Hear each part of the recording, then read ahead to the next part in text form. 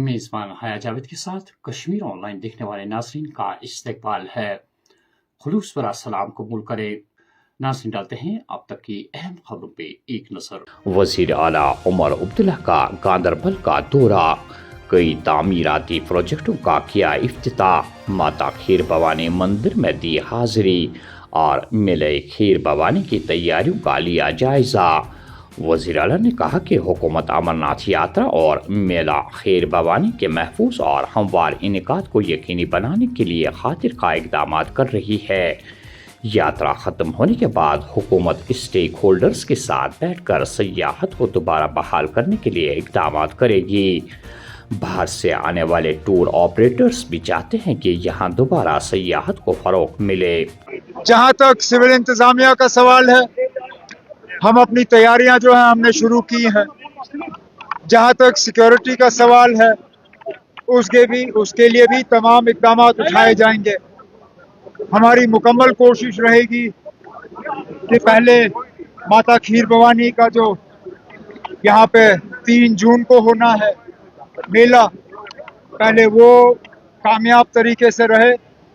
उसके बाद अमरनाथ जी का जो यात्रा है, एक सोनमर्ग बालतल से, दूसरा पहलगाम से, दोनों जो हैं ठीक तरफ से जाएं और सारे यात्री जो यहाँ से सही सलामत जाएं, यही हमारी मुकम्मल कोशिश होगी। हुआ है हिट, लेकिन फ़िलहाल हम इसमें कुछ खास नहीं कर रहे हैं। वो सिर्फ इसलिए कि अभी थोड़ा सा हालात जो हैं वो संभलने दो।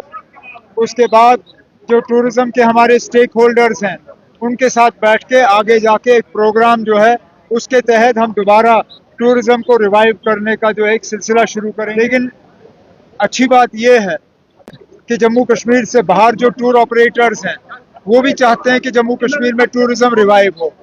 कुछ ग्रुप्स जो हैं वो आना शुरू कर रहे हैं और जैसे मैंने कहा, यात्रा ठीक से गुजरे तो उसके बाद शायद हम दोबारा टूरिज़्म के रिवाइवल का काम जो है वो हाथ में ले।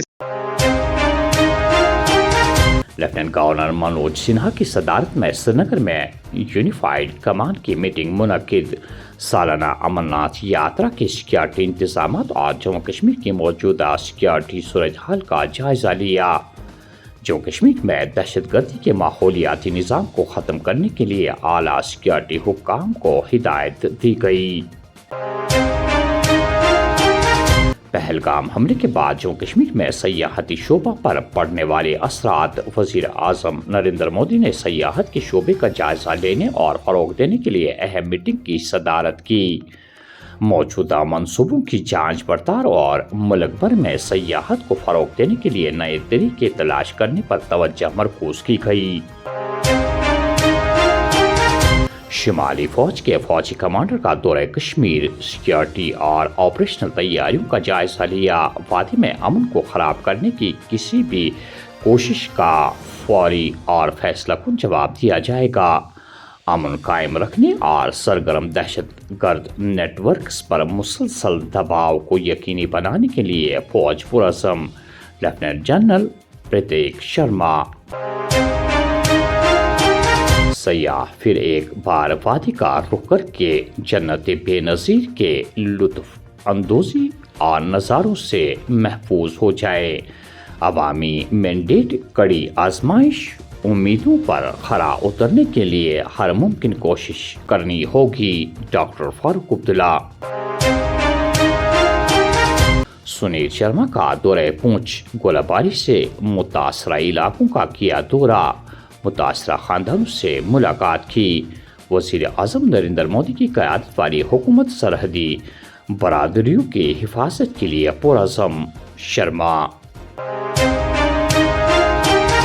तपन कुमार डीका को इंटेलिजेंस ब्यूरो के डायरेक्टर के तौर पर मज़ीद 1 साल की तौसी मिल गई। बाज़ाब्ता तौर पर हुक्मनामा जारी। सरहद पार गोलाबारी से मुतासरा इलाकों को जंग मुतासरा जोन और जान बहक अफराद को शहीद का दर्जा दिया जाए। जंग किसी भी मसले का हल नहीं। जंग की वकालत करने वालों को सरहदी इलाकों में आकर अपने ख़ानदानों के साथ रहना चाहिए। हिंदुस्तान एक अजीम मुल्क है। मरकज को साबिक वजीर आजम अटल बिहारी वाजपेयी के नजरे से एक सफ़ा लेना चाहिए। महबूबा मुफ्ती। आप जानते हैं कि पिछले दिनों कुछ हमारे मुल्क और पाकिस्तान के बीच में एक कॉन्फ्लिक्ट हुआ, जिसकी वजह से दोनों तरफ से शेलिंग हुई और उसमें हमारे कई इलाके जो हैं उसकी जद में आए, जिसमें सबसे ज्यादा मुतासिर पूंछ, उड़ी, टंगडार और कुछ हिस्से कुपवारा के भी उस जद में आए। और मुझे मौका मिला इन तमाम इलाकों में जाने का और मैंने फर्स्ट हैंड देखा कि जब इस किस्म के आपस में ताल्लुकात इतने खराब हो जाते हैं कि जंग की नौबत आती है, तो आम लोगों पे क्या गुजरती है, जो हमारे बॉर्डर पे लोग रहते हैं उन पे क्या गुजरती है, किस तरह घरों के घर बर्बाद हो गए हैं, जिंदगी भर की जो कमाई होती है वो बेचारे लोग जमा करके मकान बनाते हैं, मकान तबाह, और उसके बाद फैमिली उजड़ गई हैं, बच्चे। और मैं तो एक जगह गई तो उन्होंने वो बच्चों की जो कब्र है अपने घर के उसमें आंगन में रखी है, 2 बच्चे एक साथ उनके चले गए दुनिया से।